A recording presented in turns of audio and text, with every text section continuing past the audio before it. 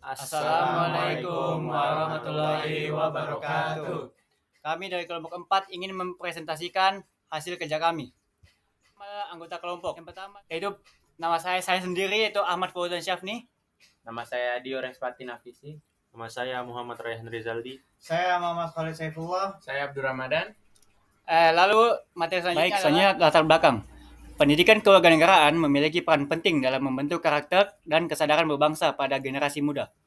Sebagai mata kuliah dasar umum di perguruan tinggi, materi kewarganegaraan disajikan dalam berbagai pendekatan oleh para akademisi. Lalu, perbedaan pendekatan tersebut dapat dilihat melalui buku-buku ajar yang digunakan dalam proses pembelajaran.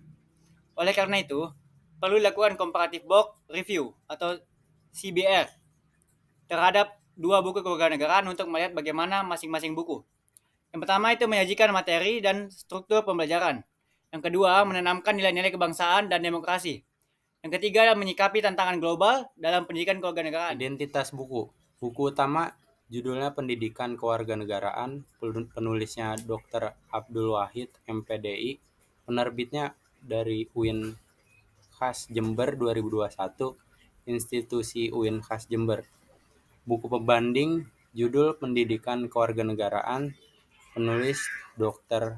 A. Rusdiana MM, penerbit Pustaka Tresna Bakti, Bandung 2012. Institusi UIN Sunan Gunung Jati, Bandung. Tujuan buku utama.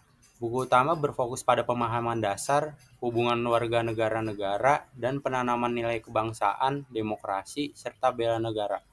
Buku pembanding bertujuan menunjukkan mahasiswa sebagai warga negara aktif, demokratis, dan cinta tanah air melalui pendekatan civic Kemudian edukasi. berikutnya materi pokok. Di dalam buku utama terdapat identitas nasional, negara konstitutif, hak dan kewajiban, demokrasi, hukum HAM, geopolitik atau wawasan Nusantara, geostrategi atau ketahanan, integritas nasional.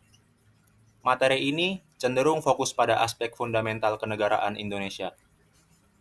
Kemudian di dalam buku pembanding berupa tambahan topik penting, otonomi daerah, good governance, masyarakat madani, negara dalam era capuban, reformasi relasi pusat dan daerah, dan globalisasi. Materi ini lebih luas serta mencakup isu-isu kontemporer serta global. Selanjutnya kelebihan dan kekurangan. Di buku utama kelebihannya bahasa mudah dipahami, fokus pada implementasi nilai pendidikan moral dalam kehidupan sehari-hari mahasiswa, dalam tanda kurung, kelebihan dalam hal kepraktisan dan relevansi langsung bagi mahasiswa. Kekurangannya kurang mendalam dalam pembahasan teoritas dan konteks global. Dalam tanda kurung, kurangnya dalam hal kedalam akademis dan cakupan internasional. Di buku pembanding kelebihannya komprehensif, analitis, banyak referensi ilmiah, membahas pendidikan kewarganegaraan dalam skala nasional dan global. Dalam tanda kurung, kelebihan dalam hal kelengkapan, kedalaman analisis, dan cakupan luas. Kekurangannya mungkin terlalu berat untuk mahasiswa pemula. Beberapa bagian terlalu akademis dan teoritis. Dalam tanda kurung, kekurangan dalam hal kemudahan pemahaman bagi pembaca awal. Kesimpulan, kedua buku sangat relevan digunakan sebagai referensi dalam perkuliahan pendidikan kewarganegaraan, namun memiliki pendekatan yang berbeda. Pertama, buku utama lebih cocok untuk pendekatan praktif, pembinaan karakter mahasiswa secara langsung melalui nilai-nilai dasar kebangsaan. Buku pembanding cocok untuk penguat akademik, memberikan wawasan teoritis yang luas mengenal peran warga negara dalam konteks nasional maupun global.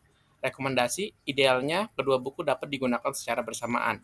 Buku utama sebagai dasar pemahaman kontekstual, buku pembanding sebagai pengayaan teoritis dan global.